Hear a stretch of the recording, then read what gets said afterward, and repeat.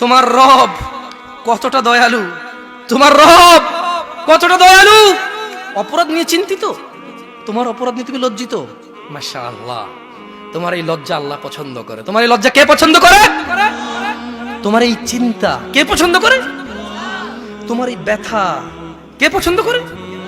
তাই তোমার রব তোমাকে বলছে ইল্লা মান তাব, তবে যে কোনো অপরাধী হোক, তবে মান তাব, যে অপরাধকে ছেড়ে দিয়ে ভালো পথে চলে আসে, ফিরে আসে। তওবা মানে ফিরে আসা। তওবা মানে কি?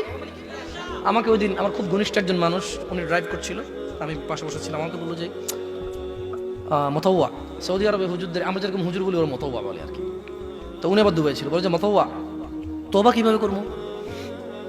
আমি খুব পেরেশান হয়ে গেছি যে তওবা কিভাবে করবে।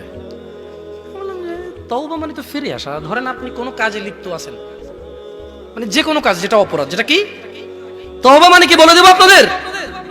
আপনি কি শিখতে চান তওবা কিভাবে করে? খুব সহজ, কোনো হুজুর লাগবে না, কোনো কোরআন খতম লাগবে না, কোনো কাউকে দাওয়াত দেওয়া লাগবে না। দিন হতে হবে জরুরি নয়, রাত হতে হবে জরুরি নয়, নামাজের সময় হতে হবে জরুরি নয়, জরুরি নয় ওযু থাকতে হবে। তওবা এখন এখানে করা যায়। তওব মানে রিটার্ন। তওব মানে কি? রিটার্ন মানে ফিরে আসা। ধরেন একটা লোক জিনা করে, সে বলে যে না আস্তাগফিরুল্লাহ, আল্লাহ আমাকে ক্ষমা করুন, আমি আর জিনা করব না। এই লোক তওবা করেছে। এই লোক কি করেছে? এরপরে সে যে তওবা করেছে এটা প্রমাণ হবে কিভাবে? সে যদি আর কোনোদিন আল্লাহকে ভয় করে জিনা না করে। বুঝে আসছে না? আসেনি? মদখোর বলল যে না আমি আর মদ খাবো না, কেন? আল্লাহ এটা অপছন্দ করে। তো এটা কিভাবে মানে তওবা বলে গণ্য হবে? যখন সে আর এই কাজ করবে না, যখন সে আর এই কাজ। তো শোনো, তোমার রব তোমাকে বলছে ইল্লা মান তাব, তবে যে তওবা করে, ওয়া আমানা ওয়া আমিলা সলিহা, অপরাধ থেকে ফিরে এসে ভালো কাজ কর্ম করে, ফাউলাইকা ইউবাদদিলুল্লাহ, ইয়া আল্লাহ লা ইলাহা ইল্লা আনতা, লা ইলাহা ইল্লাল্লাহ। দেখেন কি রব পেয়েছেন, বেদুয়ার মহিলার পুরুষ। কোরআনটা পড়ো, দেখো কি পেয়েছো, কার থেকে দূরে। মা গররাকা বিরাব্বিকাল কারীম ইয়া নাস, কিসে তোমার এত দয়ালু রব থেকে তোমাকে দূরে রেখেছে? কি তোমার রবের দয়া দেখবে? বলছেন যে ফাউলাইকা ইউবাদদিলুল্লাহু সাইয়্যাতিহিম হাসানাত, বলছেন যে আল্লাহ তোমার অপরাধকে নেকিতে পরিবর্তন করে দেবে। তোমার জিনা এটা নাকি নেকি হয়ে যাবে, তোমার মদ এটা নাকি নেকি হয়ে যাবে, তোমার অন্যায় অপরাধ এটা নাকি সওয়াব হয়ে যাবে। তোমাকে একটা উদাহরণ দেই। আসলে মাশাআল্লাহ এখানে বেশ পয়সাওয়ালা মানুষজনের আড্ডা, এখানে ঠিক আছে, টাকা পয়সার উদাহরণ দিলে ধরে নেন রাসেল সাহেবের কাছে টাকার অভাব নাই মোটামুটি।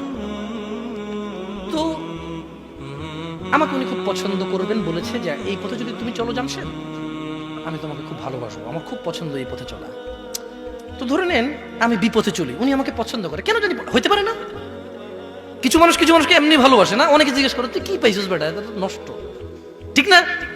ঠিক কিনা? তো এখন যার হৃদয়ে আল্লাহ যার জন্য ভালোবাসা দেয়। তো আমি খুব উল্টাপাল্টা চলাফেরা করার পরে একদিন ধরেন কোন একটা কাজ, জায়গা জমি সব বিক্রি করে একটা ভিসার ব্যবসা শুরু করছি। আর যেই লোকের সাথে শুরু করছি ওই লোক আমার সমস্ত টাকা পয়সা যা আমাকে দিয়েছে সবগুলো ধরেন 10 লাখ টাকা জাল টাকা দিছে। কয় লাখ টাকা জাল টাকা দিছে? 10 লাখ। আচ্ছা, এখন আমি খুব লজ্জিত। এবার ধরেন রাসেল সাহেব যাচ্ছে, আমি খুব মানে আগে যেরকম আমি ডোন্ট কেয়ার, কি care, don't care who is Russell সাহেব। হঠাৎ করে রাসেল সাহেব কিন্তু আমাকে ভালোবাসে নিঃস্বার্থভাবে। কিভাবে? আল্লাহ আমাদেরকে কিভাবে ভালোবাসে মনে রাখবেন কি রব পেয়েছেন। এবার রাসেল সাহেব আমাকে বললো যে কি জামশেদ কি হইলো, কি হুন্ডা কই, বাইক কই, গাড়ি কই, হ্যাঁ তারপরে ব্যাস লাইট কই। আমি বললাম যে আসলে ভাইয়া আপনার কাছে সরি বলার জন্য অনেক চেষ্টা করছি, পাই নাই, আমি খুব বিপদে পড়ে গেছি। আচ্ছা বলো কি হয়েছে বলো। ধরুন উনি দেখতেছে যে আমার একটা উজ্জ্বল ভবিষ্যৎ আছে, আমাকে দিয়ে উনি কোনো কাজে লাগাইতে পারবে, উনি দেখতেছে যে সমাজ সংস্কার হবে। তো উনি বললো যে কি হয়েছে। আমি বললাম যে এই 10 লক্ষ টাকা এই আমাকে জাল টাকা দিয়ে চলে গেছে, খোঁজ পাচ্ছি না, এখন আমি বাড়িতে গেলে আমার ঘর দুয়ার যা আছে সব মানুষ উঠে নিয়ে চলে যাবে। তিনি বললেন যে আচ্ছা আমি তোমাকে 10 লাখ টাকার ব্যবস্থা করতেছি, তো তুমি কিন্তু আর এইসব আজে বাজে কাজে যোগ দিবা না, আর ভালো হয়ে চলবা। তো একটা মানুষ যদি ভালোবাসার কারণে কারো 10 লক্ষ টাকা জাল টাকা নিয়ে যদি ওকে আসল টাকা দিতে পারে, আল্লাহ কি মানুষের অপরাধকে নেকিতে পরিবর্তন করতে পারে না? কি রব পেয়েছে মানুষ, কি রব পেয়েছ। কার থেকে দূরে তুমি কার কিতাব পড়ো না, তুমি কার কথা পড়ো না? তুমি দেখেছো কখনো তিনি তোমাকে কত ভালোবাসে? তিনি বলছেন ওয়া কানা আল্লাহু গফুরার রহিমা। তিনি বলছেন নিশ্চয়ই আল্লাহ অতীব দয়ালু ক্ষমাশীল। তাহলে তিনি তোমার অপরাধকে নেকিতে পরিবর্তন করবে কখন বলো তো? এই যে তোমরা ওয়াজ শোনো, বুঝো না, আল্লাহ মুসিবত, আল্লাহ একটু মনোযোগ দিয়ে শুনতে হবে। ইল্লা মান তাব, তবে যে ব্যক্তি অপরাধ থেকে ফিরে এসে ওয়া আমিলা সালিহা, নেক কাজ করবে, মানে অপরাধ ছেড়ে দিয়ে ভালো কাজ করবে, তার অপরাধকে আল্লাহ কি করবে? কি করবে? কেন নেকিতে পরিবর্তন করবে? ওখান আল্লাহু গফুরুর রহিম, কারণ আল্লাহ অতীব দয়ালু ক্ষমাশীল, এই জন্য তিনি এটা করে দেবেন।